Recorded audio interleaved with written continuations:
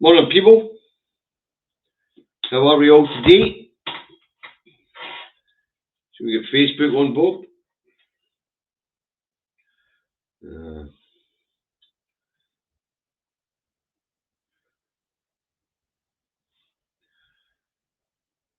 Anyway, bit rough around the edges of the day off yesterday. Had a swally, as you're aware. So, sorry, he'd all round. Anyway, I've got a friend coming to pick me up right after the show to go to B&Q because I need to get a new heating element for my immerser. Which means there will be no after show chat on Discord today. So I'm terribly sorry about that, folks. But needs must.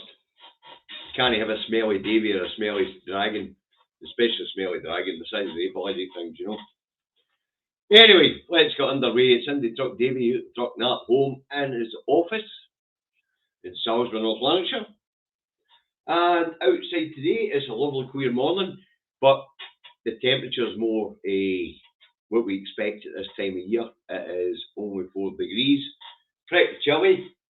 Still no frost overnight though, so not quite right yet, but we're getting there. Anyway, let's go on to the headlines for today, shall we, and see which box is in there, because that's the way I'm feeling this morning. You know? Okay, hopefully by lunchtime I'll have freshened up.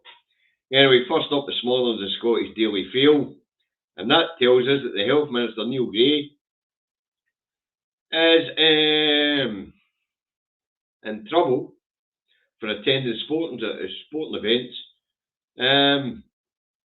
at football using his ministerial limousine.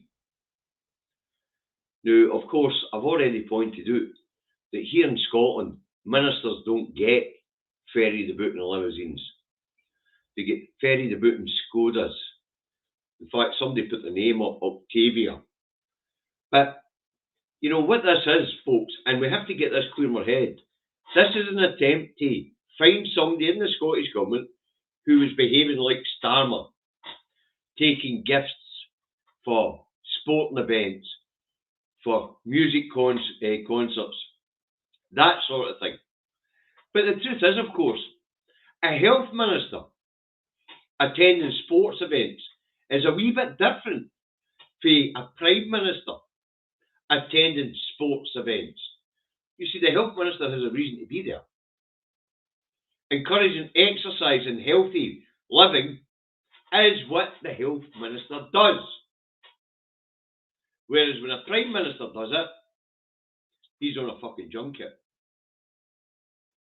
So the health minister in Scotland has an excuse for attending sporting events because he's a health minister. If the health minister in England was attending sporting events, he would be doing his job. He would be promoting a healthy living. Same in Wales, same in Northern Ireland, here in Scotland. You expect your health minister to attend sporting events to encourage people to participate in sport. It's good for their bloody health.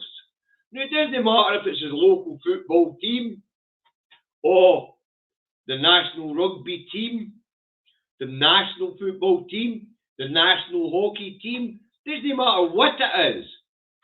That's the health minister's job, to promote healthy living. So the mere notion that the health minister attending a sporting event is something wrong is bollocks. Because that's what we expect from our health ministers. We expect them to promote healthy living. After all, it cuts the NHS bill. Because if we're healthy, we don't need to attend the doctors, the hospital, or anywhere bloody else. Unless, of course, we get a sprain or a strain from that activity. This is nonsense stuff. As I say, it's a straight attempt to dirty Scottish ministers the way that they went after Starmer. And actually, for our press, it's a poor attempt. The best they could come up with was Health Minister attends sporting events while using ministerial Skoda. Fuck's sake. Really? How low does it go? How low does it go? And we'll get how low it goes when we get to the Nationals headline today. And I mean that. Next up to Metro. I'm going to stick the Metro up actually, because this one interests me.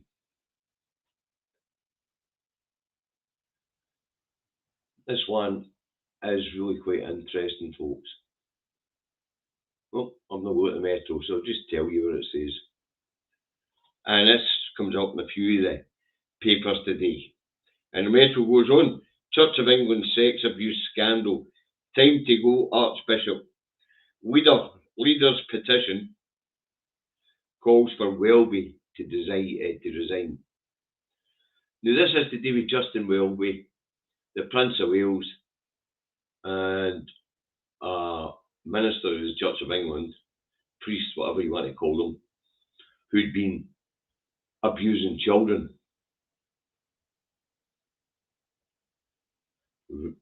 And apparently Justin Welby helped to cover this up. Now apparently this particular minister has had 130 victims under his belt, and Justin Welby covered that up. It was in the headlines yesterday. It's back in the headlines today. Now the Telegraph goes on. Pressure mounts on Welby to resign. To resign? Where are the fucking police? Where are the blue tents? This guy actively covered up child sex abuse.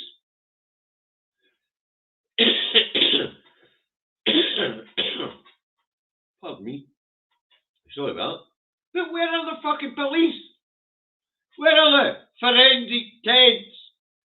Who's ripping his computer out, looking for evidence of communications between this guy and the minister that he covered the sex abuse up for? Where are the tents? Where are the police?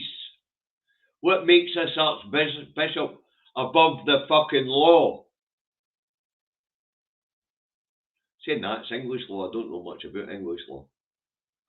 Maybe there is something in English law that says that archbishops are above the fucking law. I don't know. But this nonsense about resigning. Where are the fucking police? This guy actively covered up the abuse of 130 children. Fuck's sake. The Times has SNP puts a press week up for sale after profits rise for 5th year. Why are they putting it up for sale? If it's making fucking money, it's making money for the public purse. It's making money to put into public services. Why is it up for fucking sale? It's in profit for the 5th year in a row. Well done, Scottish Government. It appears you know how to manage a fucking airport. Why put it up for sale? It's making money for the public purse. It's making money for the NHS or for social services. Why would you put it up for sale? It's in profit. I'm fucking bamboozled at that. I'll tell you what, I'll be asking my fucking my MSP, who happens to be the health minister, what this is fucking all about. This, we go for £1. It's turning out 2, 3, 4 million quid a year in profit. That's 2, 3, 4 million quid a year that can go to school, free school meals, financing the transport or free transport for children, whatever. Why the fuck is it up for sale? And the other headline is, Bishop adds pressure to Welby to stand down. They say stand down. Morning, Reagan White. People check out Reagan White's channel. Stand down. Stand down, fuck all. Jail the bastard. Mental. Absolutely mental. And by the way, why is the Scottish press fully an English archbishop covering up the sexual abuse of an English fucking kid? Who cares? It's in another fucking country. Let them deal with their own shit under the Rain Law, which appears to allow archbishops to cover up sex abuse within the Church of England.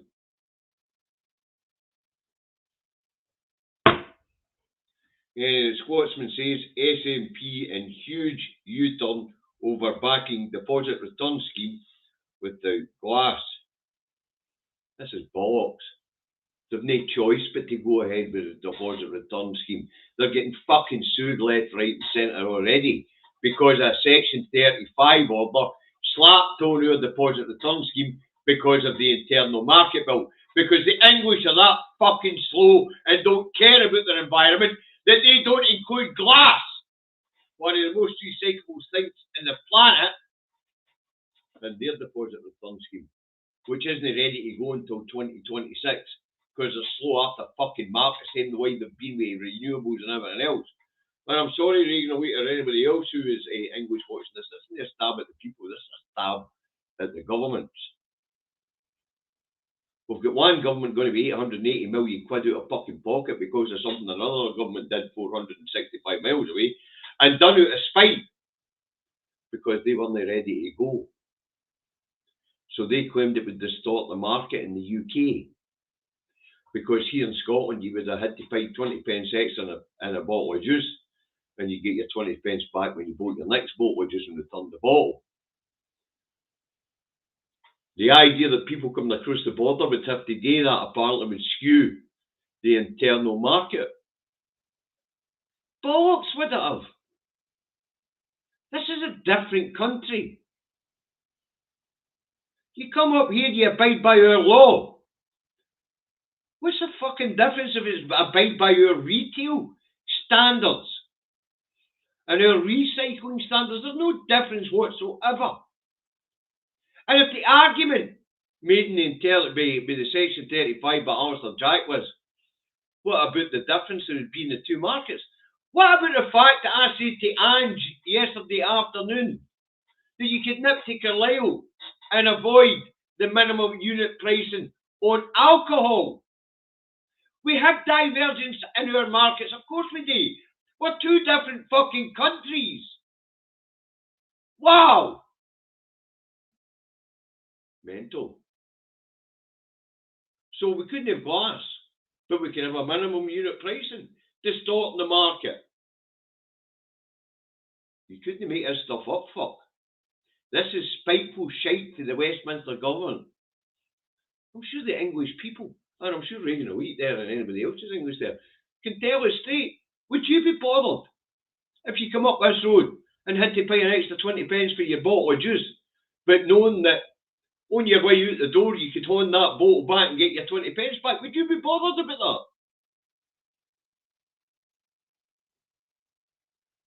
And Michael, I know that you, the English people, hate Westminster as much as we, the Scottish people, do. But you need to speak to your leaders. How spiteful is that? We're not ready, so you can't do. That's your leaders, Michael.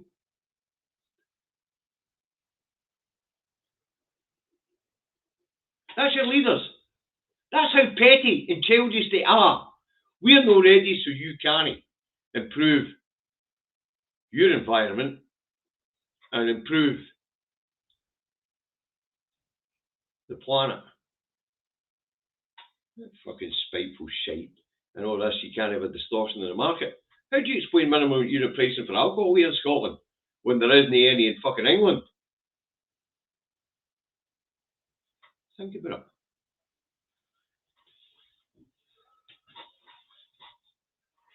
Right. The Scotsman says SNP and QG. Oh, that's just in that one. The Herald has human rights fears over chilling UK terror policy. SNP urged to mitigate UK. terror policy. Let's see if I've got that one there. Because that one's quite important, actually. The Herald, let's actually see what it says, right? Let's get it up. Human rights fears over chilling UK terror policy. Scottish Government urges to mitigate impact of prevent rules. Now, if you don't know what prevent is, folks, this is supposed to be this intervention that the UK has early when somebody is flagged up as a potential threat. So basically they go to brainwashing school to be brainwashed on UK values or British values, whatever the fuck they are, because nobody knows. And apparently none of our politicians can tell us either, even though they're rattling on about British values. British values, fuck your neighbour over and be as selfish as you can. I'm alright, Jack, fuck you. There's your British values for you. But the Scottish Government cannot do anything about reserved matters. And anti-terror measures are reserved. So this is another bollocks headline. And I mean that. This is pure nonsense. Absolute unmitigated shite. The Scottish Government has no powers over borders, immigration, security. And anti-terror measures are security measures. And any measure put in place, including this prevent scheme, to brainwash citizens into being good British citizens, is nonsense. Absolute nonsense. That's why I enjoy doing the paper review, folks. So that we can point out the obvious to those who might look at the headlines and not realise when the headline is nonsense. In this particular case, in the Herald, the headline is absolute nonsense. Absolute nonsense. The Scottish Government has no powers when it comes to borders or security. Immigration, none. No say, no fuck all. And to be able to prevent the prevent programme being used in Scotland, the Scottish Government has absolutely no power to do that. Right, the record tells us $4 million a year in compensation to cab drivers over potholes. Apparently, there are 32 councils. It's costing the average council $70,000 a year on car damage. I'll tell you what, they're getting a fucking leg. I hit a pothole the other week there and done a track road end. Thought the fucking car was going to drop down the hill and drive a wee car. You know, but hell, didn't claim the council though. Why didn't I claim him for the council? After all, it was a council road I was on. And there's a difference between the trunk road motorway and a council networks, folks. You have to understand that. So I was in the village, hit a pothole, bent my steel rim, done a track road end. Didn't claim the council. Why? Couldn't be asked for the fucking about 6 months of fucking form filling and arguing back for it. So I just bought a new steel rim and taken the motor line and get a new track road end put on. It cost me about 170 quid. Right, the IEC says water bills must rise south of the border to tackle sewage spillage, says UK Minister. There you go, England. You get to pay more for the shite in your water. Enjoy. Yeah. Now this one I am going to put up. It's a national. because this is something David and I meant to speak about yesterday and didn't. Because the standard of journalism here in the UK has dropped to the point where we don't have journalists, we have propagandists, and this highlights it. They forget about social media coverage. Media coverage of attacks on Israeli fans ridiculously skewed. Disinformation experts slammed Sky News for removing references to violence by Maccabi Tel Aviv supporters. Now, we were all watching this live, folks. We were all watching this live on social media as it happened because citizen journalists documented the whole thing. From the minute they get off the plane, in the stadium, and then when they get out the stadium, they were singing, "We killed all the Palestinian children. There is no schools in Palestine. There is no hospitals in Palestine. Death to all Arabs." We've seen them climbing buildings and ripping down Palestinian fucking flags all over Amsterdam. The truth is, it was Israeli fans, Maccabi fans, who ran a fucking savvy in Amsterdam. And they were talking about crystal Nash and things like that, and blaming the citizens of Amsterdam. The best response I seen was for a Jewish woman living in Amsterdam when we were talking about a pogrom. And she went, "You fucking joking? They've just come here and destroyed our city."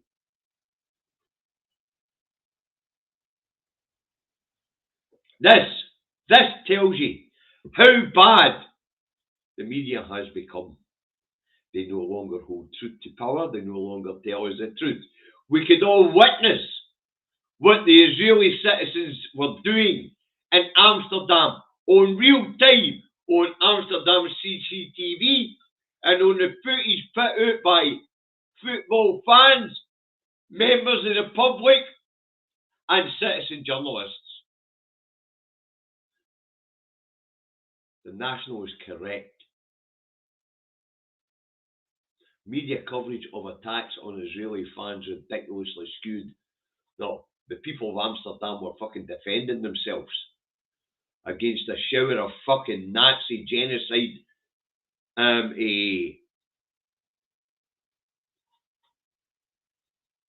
genocide causing spanners. So I was trying not to get too overexcited about this. Let me take that down. Now, as I say, anybody, we even had Sky News put out the truth and then take it down and spin it that it was the people of Amsterdam attacking these fucking monsters. And I mean monsters. The chosen ones. They're fucking acting like it, and when they're finished with Palestinians and Lebanese, who's fucking next, people? Huh? Yeah? The Zionists going to come for everybody that's no them. I don't know. Maybe it's their world to inherit, and this is how they're going to go about it. They're going to exterminate every fucking buddy else. After all, apparently, they're the chosen ones. The rest is are just fucking here to make up the numbers. And if they decide that we're no relevant to them anymore, are we next? The thinking in these people, the chosen ones, chosen for fuck all, special for nothing, except for mass murder, and having been mass murdered. Wow. Okay, right, what's the star got for us today? I need cheering up. We're on the second day of the week and Davey needs cheering up. Let's see what the stars got for us today, shall we? Eh?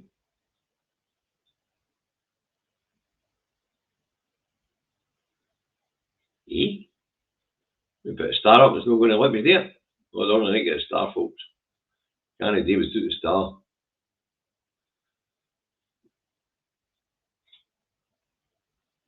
I don't know why that's happening.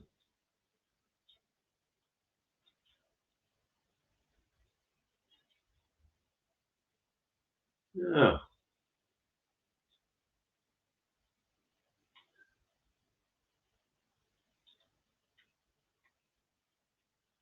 Right, see if this one will work.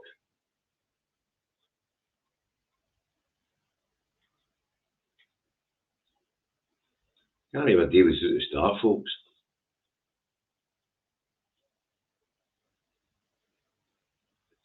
Premier League Whistler axed over clock slur. The referee's a silly sausage.